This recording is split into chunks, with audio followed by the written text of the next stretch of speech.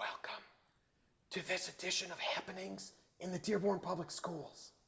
I'm talking a little bit quieter tonight because tonight's topic is our libraries. And we all know that when we're in the library, we have to have a little bit different decorum about us. Talk with a little bit lower of a voice and have a little bit more, just a little bit more low-key of an attitude. The only problem is, I don't think I can get through all 12 minutes of the show doing this. So Glenn, welcome to another edition of Happenings in the Dearborn Public Schools. I wouldn't Glad last to be 30 here. seconds like that. Yeah, I know. Sorry, I'm loud. It was tough to get here. Well, we aren't going to talk libraries. Yes. Because, let's face it, they've changed over the years. We used to think of a library as a place you'd go and get a book. That's not what libraries are anymore. They offer a wide variety of services for residents in our community. And our students can benefit from that. And we've got a couple special guests joining us from the libraries. Miss Mary Bartles, thank you for joining us. Welcome. Thank you for letting me talk about my favorite subject. Absolutely. And a little bit of a double duty. Ryan Lazar is a teacher in our district, Correct. but you're also a library commissioner, correct? This is true, yes, yep. All right, Library great. commissioner, yep. Been on the library commission for about 6-7 years now. And actually, I hold one of the offices now of secretary treasurer on the library board. Yep. Excellent. Well, Glenn, you were able to bring in the heavyweights. Yes, definitely. And Thank part you of for having us. part of bringing them in too is just to show, promoting literacy, promoting reading, and some of the partnerships, and just to kind of promote highlight the programs in the library. I know you mentioned too about things changing in as far as the media and information age. I can just think of my years. I've gone through my different degrees, and early years when I did my bachelor's degree in the early '90s. Going to the library and have to photocopy all the reference materials and things, and putting the change or the card in. And now it's totally different when you can access all the information online, maybe store it as a PDF, maybe access the library from outside of physically. Right. And so things have definitely changed as far as the information age, Yeah. but we still have the library institutions where people can come, read, promote literacy, promote programs, and I know we have a lot going on in the city, and so we're very happy to have you here, both of you, to promote that, and yeah, Dr. Lazar, I was glad that we were able to get you both as a teacher in Dearborn, and also, we thank you for being on the commission, and Ms. Bartles too for, her partnership and, things like the Big Read and other programs that we're trying to collaborate and promote each other, because if we're promoting literacy, it's helping everyone in the community, including Absolutely. all of our students. So. Absolutely. Correct. Yep. And you know what? And you really even have a third perspective because you are a parent with a young child. So, your experiences with the library come from that of a teacher, somebody who's directly involved with the library, but then as a parent. So maybe you want to share with us just a little bit of those three different unique perspectives. Sure. Being a lifelong resident of Dearborn, growing up in Dearborn, I always got to appreciate the libraries. My parents would take me there as a kid. And got to experience, the fun type of programming that was available back then. And it was always a treat because, like Dr. Maleyko said, driving over here, I was thinking the same thing, how much libraries have changed. You can go still check out a book there, but there is so much more, which we'll let Maryanne, our resident expert here, touch on in a minute. But just the fact of going to the library was always so fun. We have such a rich heritage in Dearborn. The Henry Ford Centennial, the library, the architecture of it is fabulous, and the Bryant branch is one I used to attend a lot as a student. That's another great building with the murals and everything, so it's just exciting going there. And to touch on your point that you had asked me about, I'm having a fabulous time now envisioning this and seeing it through the eyes of my daughter now, who just turned 4. So pretty much since she's been born, she's been at the library and experiencing all the fun and positive things to do there for students of all age. Children of all age. Her specifically is the children's section. There's a fantastic playhouse or a hut or what we would call it there. Yeah. And, Quiet cottage. Yeah, and it is, believe it or not, the kids for the most part respect it, and it's quiet there, and that's something we always have to visit. I have a whole bookshelf full of books that I grew up with at home that she reads, but it's not quite the same as going to a library and her picking something out herself. Right. And we can never leave before playing in the quiet cottage or at least reading a book there. So it's fabulous. Not to talk too much here before we turn over to somebody else, but one thing I did want to mention, a fabulous program that we're taking advantage of now is 1,000 books before kindergarten. So students from birth to kindergarten are encouraged to read with their parents, and they're given a little pamphlet where they can document, and student or parent can cross off each book that they read, and every 100 books is a benchmark with 500 and 1,000 being the highest, and they can come in the library and get, you know, accolades and reward stickers and Absolutely. some bigger prizes for it, and it really encourages the kids and parents to work together. That's great. Well, you can never start too early. I mean, like you say, you know, children, even infants, just putting that book in front of them, getting them used to having that in front of them, and the pages and the pictures and the words and seeing those words and connecting all of that. So it can never start too early, that's for sure. And so we're talking about the kids and the students. So specifically, what are some of those programs that our students can take advantage of? We have so many programs, and that's what's so hard to talk about all of them in such a short amount of time. One of my mantras is that children are made readers on the laps of their parents. And so if you don't start them young, and if you don't know what to do, come to the library. We will have programs for parents and children as young as 6 months. And we're interacting with the child, obviously, but they're very young.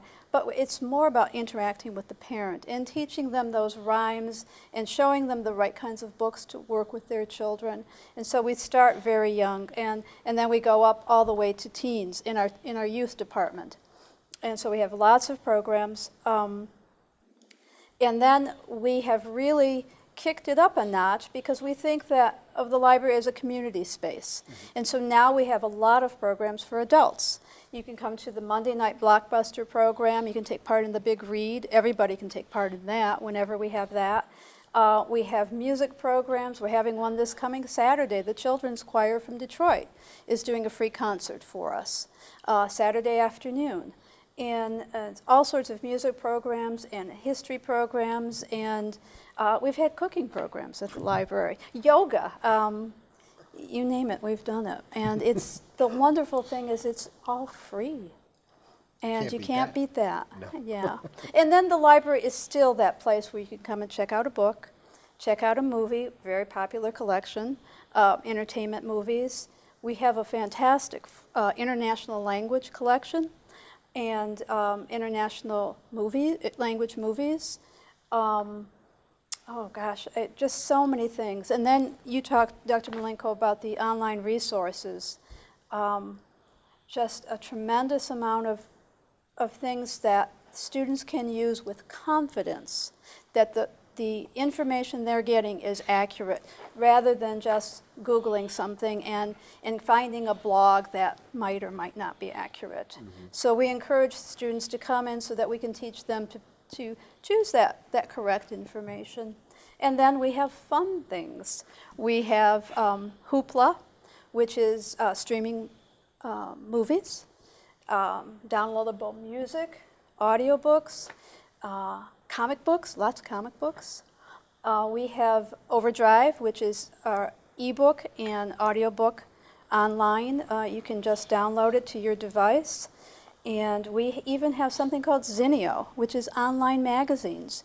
You don't have to buy that magazine subscription and have them piling up in your house. You can just read it online. And this is, again, it's all free with the Dearborn Library card. Interesting point you made about the online, because there's so much information out there. And I think that's where, you know, with our students and trying to get them to learn what are the different sources of information. Absolutely. And what are reliable or not. And a lot of times I know the children, and that's why we've had our social media outreach, but there can be a lot of misinformation, inaccurate information out there on social media. And a lot of times it tends to jump and go, and then people take it for fact. But the reality is you really have to look at your sources. So whether it's a research project or something just a current event in news, it really brings up a good point as to where you've got to be really cautious on how you're using those sources. So obviously, the library would be almost a filter for that, because you're providing these sources as reliable sources. Which, you know, when we used to, you know, like I said, in the 90s or even 80s when I grew up, you know, we'd go in the library, check out the book, and we relied on that as sources of information. But now on the internet, there's so much out there. Anybody can publish. Yes. So I think that's the other thing I know that and one of the things I really enjoy is, you know, like I went to the Big Read, and you had gentlemen who did different performances, or you have students that come and do performances, and gentlemen on Poe last year, which is fantastic. The articulation he had, I was amazed in the theater. But the point I bring that up is because I see families that are there, children with mothers or fathers or grandparents, and everybody kind of sharing in that experience. So what would you say to, as if you're coming as a family, whether older children, younger children, what are some of the things that families should be aware of, whether it be rules or things that could help them in the library? Well, we like to see families in the library because then there's some guidance for the children, because we only have so many staff members. And this way, the parents can make sure that their child is studying and, getting the research help that they need. And sometimes children are a little bit shy and they won't ask for help. And so the parent can advocate for them. And then once we get to talking to the children, then it's okay. But we encourage parents to come with their children just to make sure that they are studying and getting the business done that they need to get done. Well, I think we got to remember that a library is a library. It's not a daycare. No, It's it not is a daycare. not. Yeah. It's a library. Right. And so, people are there for a reason, and the students are there for a reason. And to be fair to everybody Right. who's there using those services and accessing those things that are available at the library, there needs to be there obviously has to be a little bit of control and Right. for the safety of everyone as well. So And it's a community place, so you get Sure. the very young and senior citizens and people taking exams. They take exams on we have public computers, and they're doing an exam, and so we want people to respect that quiet. I think that's the key word. Whether you're coming with families or the students, older students come alone, is just exude the respect that you would want in return. And quite often we see nowadays, with anything publicly funded, cuts have been made, and we're a very fortunate city to still have such wonderful libraries that we do. Especially 3 of them. Yeah, Three the buildings. main and the branches. So I mean, it's a fantastic thing. It's we should appreciate and value, and it's a privilege for us to do. So we should treat it that way. And Yeah. just in case there are those watching who are maybe new to our community, so there's a main branch. It's located on Michigan Avenue, Right, just east of the Southfield Felix, Freeway, yeah. Correct. and that. And then there are two branch libraries as well, correct? Correct. One in West Dearborn at the corner of Michigan and Mason. Okay. And then one in East Dearborn at the corner of Oakman and Schaefer. And generally, what are the hours? I mean, obviously closed on holidays. I'm glad you asked that but, yeah. question because we're changing our hours. And so I'm going to give you the new hours. We've had a request that the libraries be open on Saturdays year-round. And we used to close on Saturdays in the summer, which caused some problems because people couldn't get to the library. So now the main library and the branches will be open on Saturdays all year round. Now Centennial, the Henry Ford Centennial Library has more extended hours. We're open from 9:30 to 8:30, Monday through Thursday, 9:30 to 5:30 on Friday and Saturday, and during the school year, we're open 1 to 5 on Sundays. So we are open 7 days, so there you can get to the library. And then the branch library hours will be changing as well. They have a smaller staff, and so they're going to be open Monday and Tuesday 11 to 7, Wednesday and Thursday and Saturday 11 to 5:30, and they of course are closed on Sunday. And they will be closed on Fridays, just so that we can give the staff a day off. Sure. Okay, and that starts January 1st. And again, as you mentioned, we are very fortunate. It's another advantage of living in Dearborn, this great community that it is. The city services, we talk about them often. The cooperation that we have and the partnerships we have with the city on a number of levels, from the police department and the fire department and to the library services and the recreation department and all of those different departments.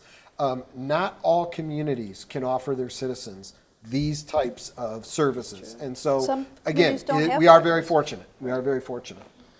How fabulous, Dr. Maleyko mentioned the big read, and so did Maryanne, and that's one of these excellent examples of partnerships, because imagine everybody in the city, schools and community alike, are all reading the same book and experiencing the same, attributes of this, and, we were together and we saw that Poe. Sure. And then not long after that, I was at Etzel Ford with one of my classes, and another artist came out and did some other type of Poe imitation and play on stage. And so, I mean, it's going on in the schools and at the library, so it's a complete example of partnerships that we're all proud of. Great. And we appreciate that partnership. Oh, as do we. And, you know, like you mentioned with the city, you know, it's planned too, because I have regular meetings with the mayor on multiple issues, and then we have a city relations committee, which you're a part of, I'm a part of. We have people from the college, the city, and we come together at least 3 times a year, and in between we have other information, and we're trying to plan collaboratively to help the citizens of Dearborn. And here's another example. You attended the last meeting for positive collaboration, and that's just another example of that, you know, services offered because we do want to work together. It's fantastic. Well, awesome guest, Glenn. Once Yeah. again, you brought in the heavyweights, you brought in the experts, and it's always great to hear from you. So appreciate thank you both for Thank being you for here. letting us be Thank you here. for having us. Yeah. And any closing words? No, I Closing thoughts? just say, you know, appreciate, you know, the collaboration and you know, being here together and showing, look, and promoting literacy, you know, throughout the community. And David, appreciate you, because we're on this show all the time together, and you always do a great job, and you have a great opening and Thanks, closing. Glenn. So I'm going to say I'm very thankful to be part of Dearborn Schools, to be part of to be working with you, and, you know, thankful of the Dearborn High studio, Mr. Doley, Mr. Shigfree, and the students here who do a fantastic job every month when Absolutely. we do the taping. Plus, they also come to our board meetings and tape our board meetings, among many other things that they do in the district. And it really is a great program here at Dearborn High School, and we appreciate the work they do. So Absolutely. very thankful for that. Definitely a great program. I graduated from it. That was a long time ago. I think we had to crank the cameras with film or something before when I was in it. So that was many, many moons ago. We've moved on from there, and we are going to move on as well. We want to make sure that you're tuning in to our program happenings in the Dearborn Public Schools. We try to come out with a new program every other week or so. You can find them on our cable channel 19, WOW, on channel 15 on WOW, 19 on Comcast. We also post them onto our district's YouTube channel, so you might want to search that out and find that. If you follow the superintendent's blog, if you follow the communications office blog, you'll always find the links to this program and to all the other great programs that we do here in the Dearborn Public Schools. So until next time, thank you, and we'll see you around the district.